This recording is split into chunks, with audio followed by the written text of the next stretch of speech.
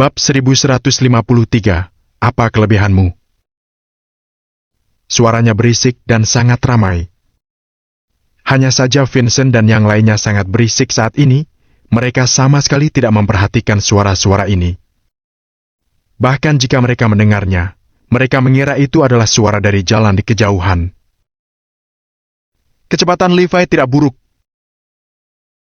Sean meniup jarinya dan berkata sambil tersenyum. Ini menunjukkan bahwa dia tidak melupakan aturan besi di Angkatan Darat di Barat Laut dulu. Di belakangnya, Theo mengangguk setuju. Tidak seorang pun berani melanggar aturan besi di Angkatan Darat di Barat Laut.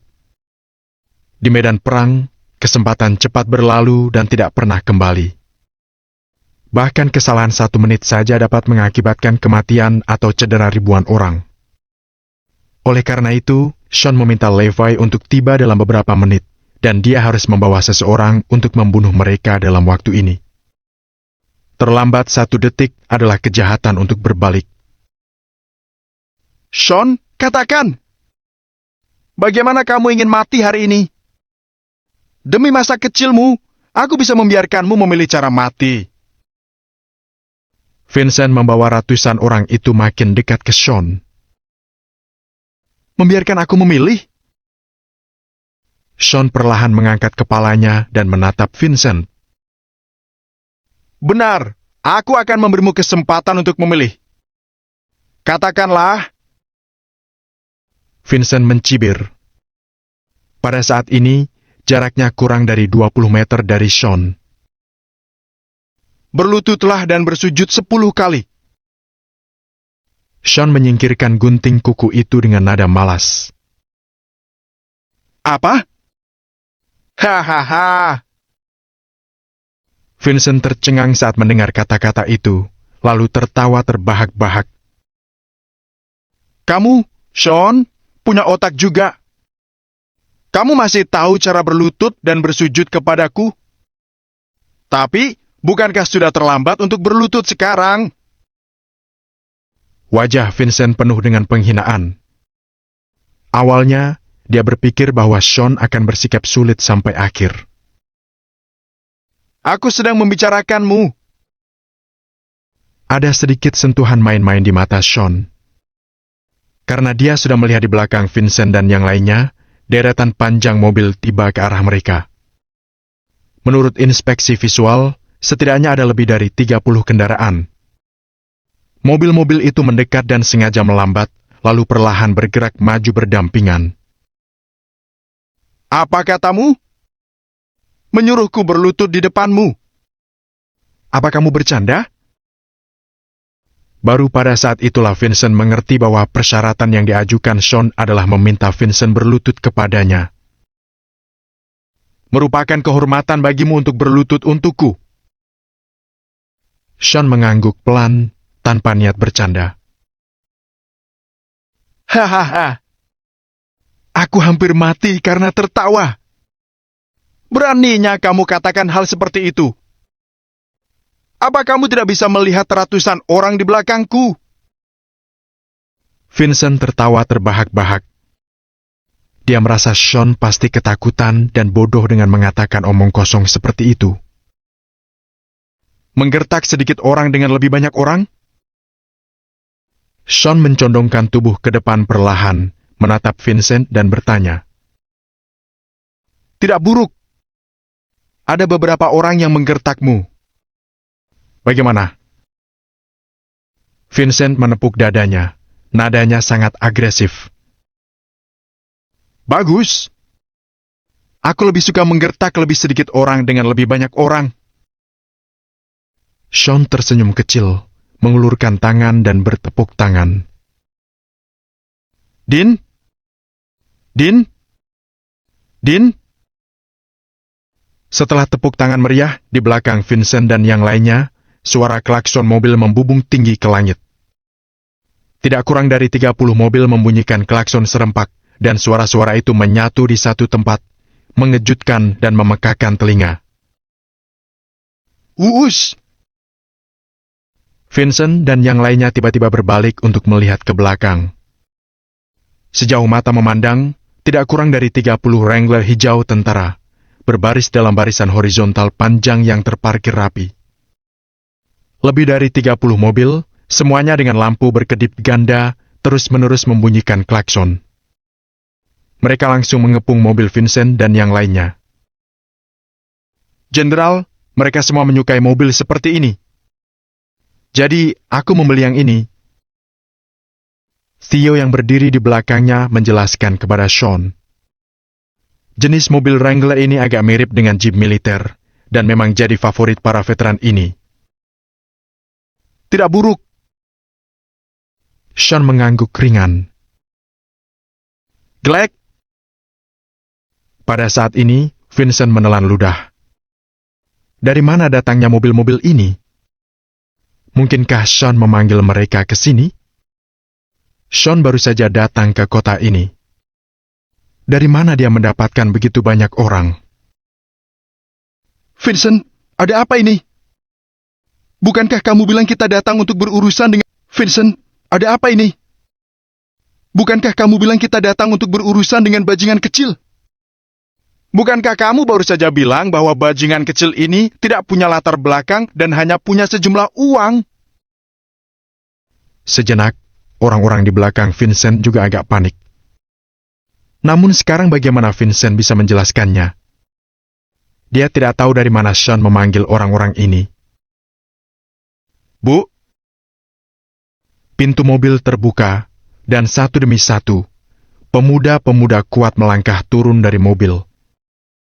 10 orang, 20 orang, 50 orang, 100 orang.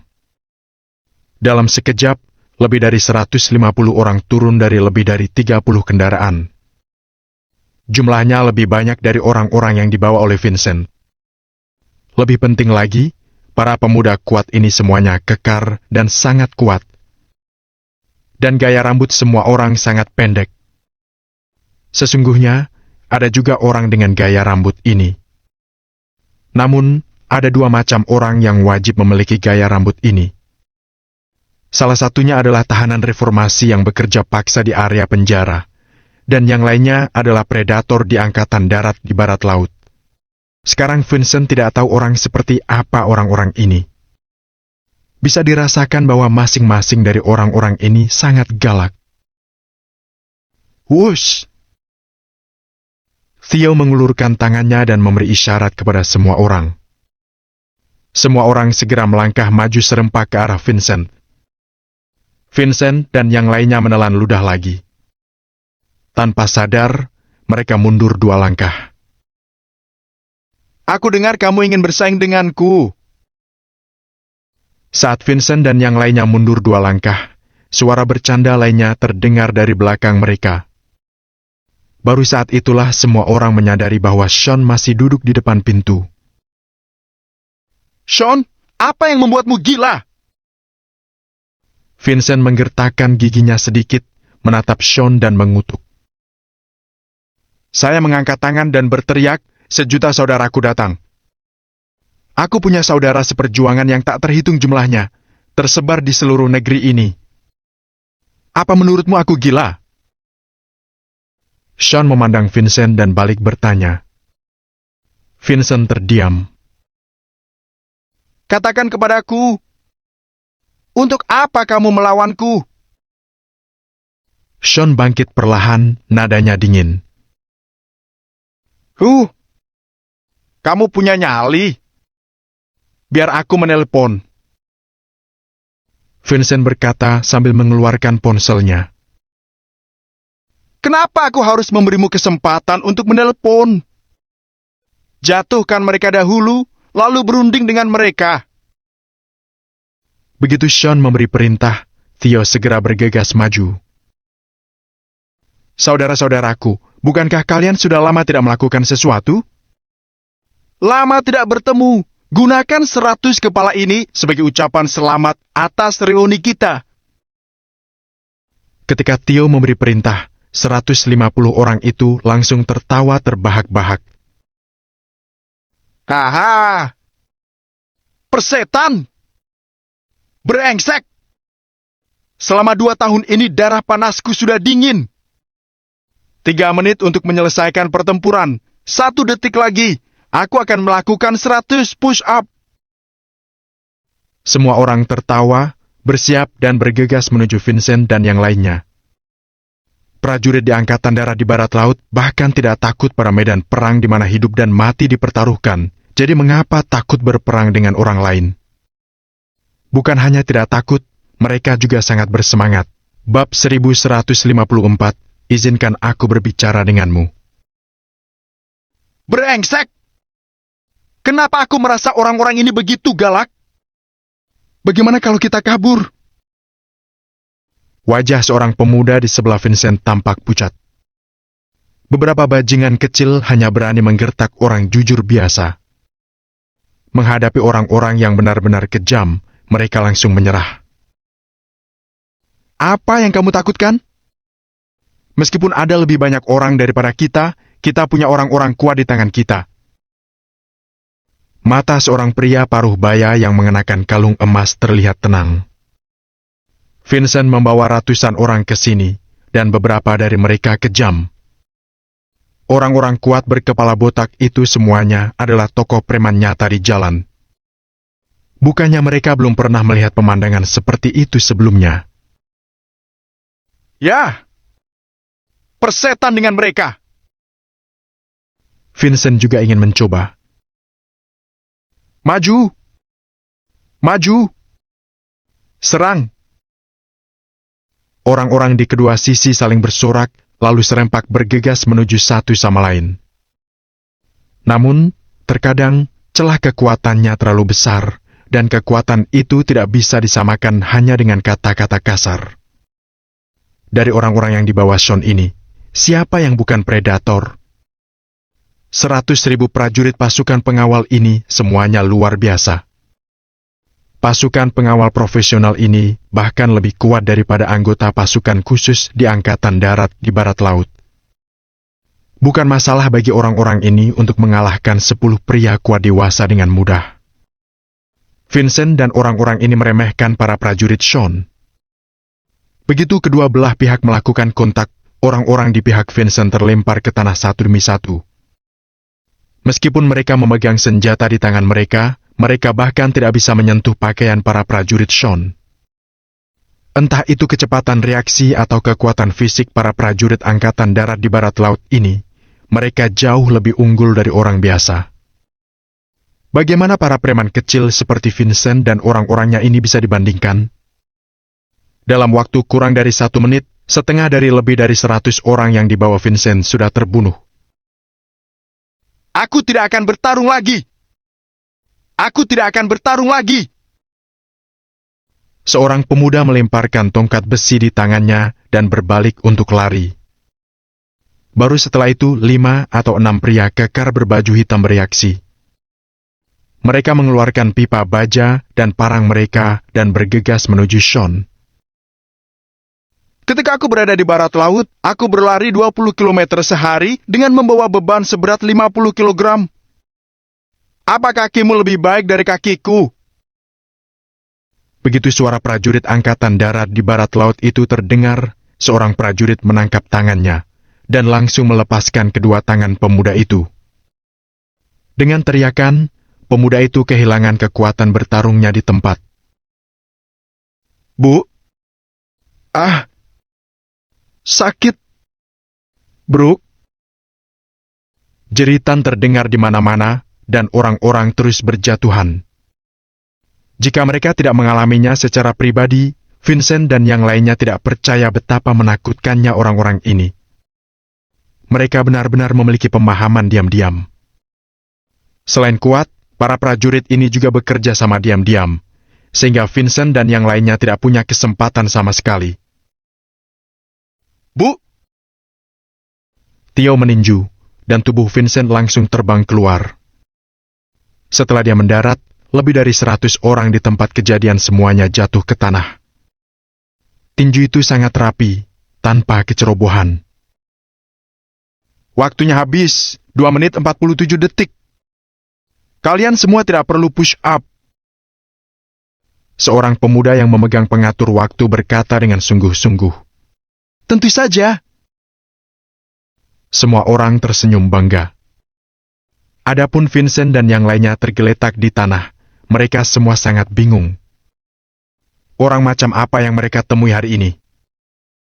Mengatakan dapat mengalahkan lawan dalam 3 menit, ternyata benar-benar melakukannya tidak lebih dari 3 menit. Dengan kata lain, sebelum kedua pihak mulai, pihak lain sudah memprediksi hasil dari Vincent dan yang lainnya. Makin banyak orang-orang itu memikirkannya, mereka makin tertegun.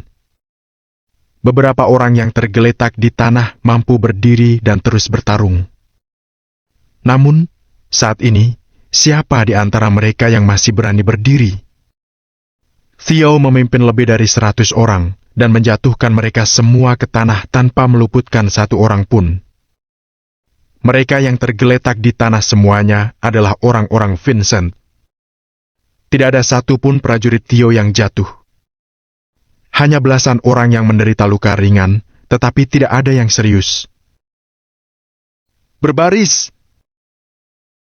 Ketika Theo memberi perintah, semua orang segera menyingkirkan ekspresi puas mereka dan berdiri dalam formasi persegi dengan sangat cepat. Lihat ke kanan.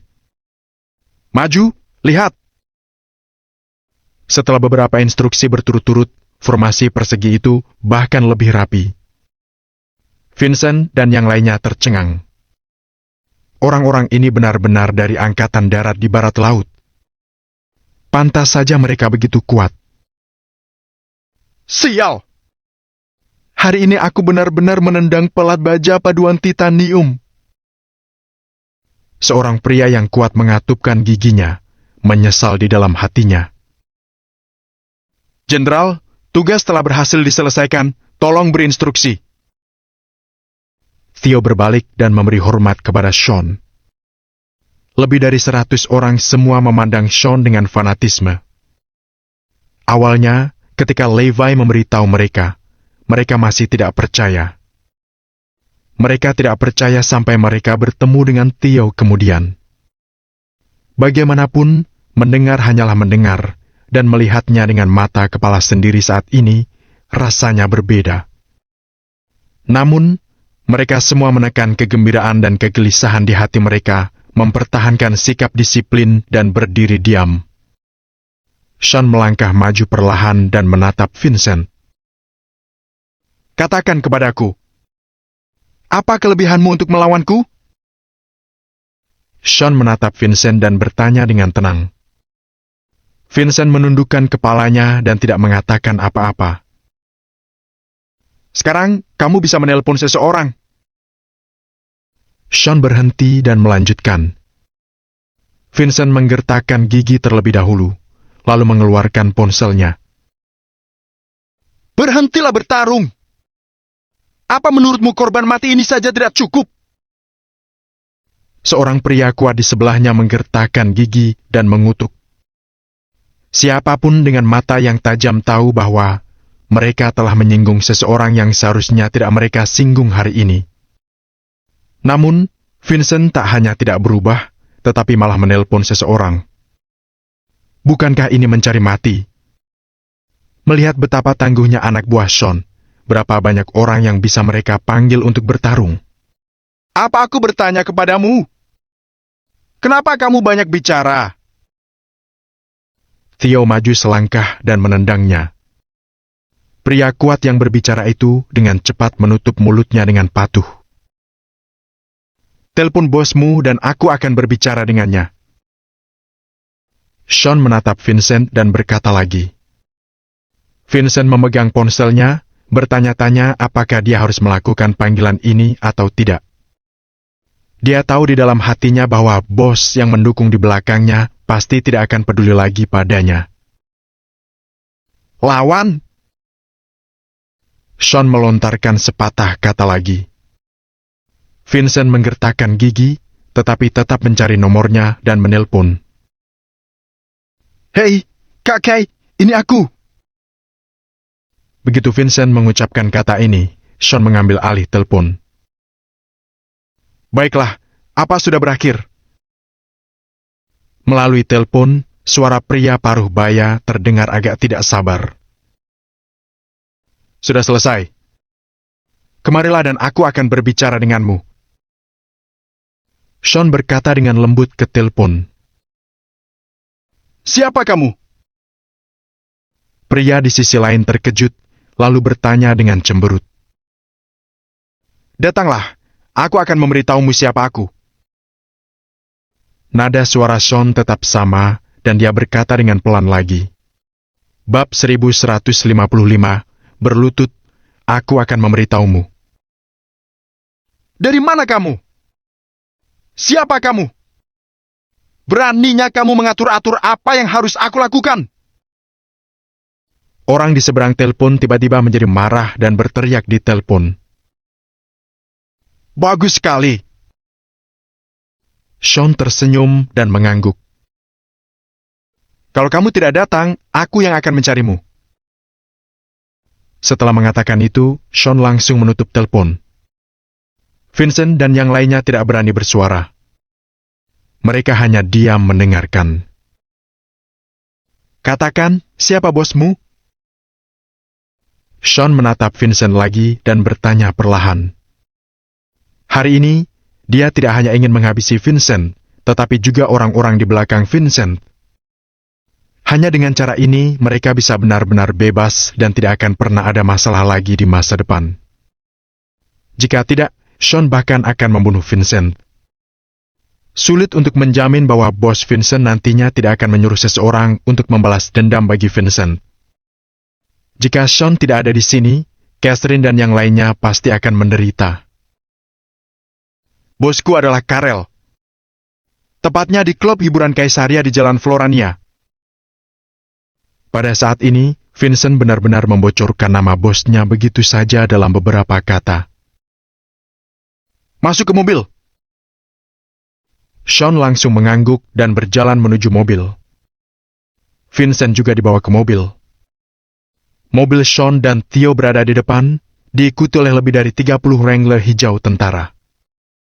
Suara deru kendaraan memenuhi jalan dan para pejalan kaki menghindar. Hans, cari informasi tentang klub hiburan Kaisaria di Jalan Florania. Aku minta dalam waktu 5 menit. Tanpa instruksi Sean, Theo langsung menelpon Hans. Hans sekarang bertugas dalam pengintaian informasi di seluruh ibu kota selatan, yang merupakan tugasnya. Tidak masalah. Hans menyanggupi, dan terdengar suara ketikan di sana.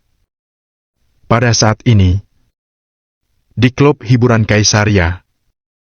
Klub hiburan semacam ini adalah bisnis yang hanya ramai di malam hari. Pada siang hari, tidak ada seorang pun yang datang. Namun, pemilik klub hiburan ini tidak hanya mengandalkan bisnis ini untuk menghasilkan uang. Di kantor bos, seorang pria paruh baya botak sedang memegang cerutu di tangannya. Wajahnya sangat tidak sabar. Orang seperti Vincent itu, campakan saja kalau tidak bisa diandalkan. Bukankah dia bilang dia bisa menghasilkan uang dari panti asuhan itu? Sudah begitu lama berlalu, di mana uangnya? Karel mengerutkan kening dan menatap seorang pria kekar di sampingnya. Nada suaranya sangat kesal. Kak Karel, aku juga berpikir bahwa Vincent itu tidak cocok untuk bekerja dengan kita. Seorang pemuda di sampingnya buru-buru mengangguk. Seorang anak menelpon dan katanya dia ingin bicara denganku. Atur beberapa orang untuk menghentikan mereka. Jangan sampai mengganggu urusanku. Karel memutar cincin emas di jarinya dan berkata dengan cemberut. Dia sama sekali tidak memedulikan Sean. Baik. Jawab pemuda itu, kemudian melangkah pergi. Di lantai bawah klub hiburan Kaisaria, lebih dari 30 penjaga keamanan klub yang mengenakan rompi elastis hitam sudah berjaga-jaga di luar pintu. Tak lama, sebuah mobil melaju dengan cepat. Dengan suara rem yang tajam, mobil itu mendadak berhenti tepat di gerbang. Brak! Pintu mobil terbuka, Sean dan Theo turun bersamaan. Sean sengaja mengatur agar para prajuritnya tetap di belakang. Lagi pula, Dengan adanya begitu banyak orang, tujuannya juga tentu sangat besar. Jika tidak perlu, Sean juga tidak akan membawa mereka semua. Seret! Theo mengulurkan tangannya dan Vincent diseret keluar dari mobil dengan paksa. Sekarang, petugas keamanan di pintu sudah tahu siapa yang datang. Vincent, kamu benar-benar tak berguna. Salah satu pemuda menunjuk Vincent dan memarahinya. Sebagai anak buah Karel, Vincent telah dipukuli seperti ini dan dilempar ke gerbang klub mereka. Ini sama saja seperti memukul wajah Karel. Vincent menggertakkan giginya dalam diam, tidak bisa mengucapkan sepatah kata pun. Kak Stefan ada di sini. Tiba-tiba semua orang berseru. Seorang pemuda berusia 30-an berjalan keluar sambil mencibir. Kamu adalah orang pertama yang berani datang ke Kaisaria untuk membuat masalah. Kata-kata kejam itu sudah terlontar bahkan sebelum orang yang berbicara tiba. Sean melangkah maju tanpa mengucapkan sepatah kata pun. Kak Stefan, apa Anda benar-benar ingin melakukan ini? Lebih dari 30 orang di belakang Stefan bertanya berulang kali. Tentu saja. Stefan mencibir dan baru saja akan memberikan perintah. Namun, ketika dia melihat wajah Sean dengan jelas, dia menelan kembali perkataannya dalam sekejap. Siapa yang dia lihat? Ya, mimpi buruk dalam hidupnya. Dia ingat dengan jelas betapa kejamnya pemuda dengan nama keluarga Lane itu. Saat itu, ketika dia mengikuti Tony yang begitu terkenal dan kejam, tidak ada yang berani memprovokasi Tony. Namun, pemuda bernama belakang Lane inilah yang membunuh Tony tepat di depan mata orang banyak. Kebetulan saat itu, dia tidak terlibat dan masih bisa hidup dengan sehat. Setelah Tony meninggal, para bawahannya pergi dan tersebar kemana-mana. Stefan juga meninggalkan tempat itu dan datang ke sini untuk bekerja mencari nafkah bersama Karel.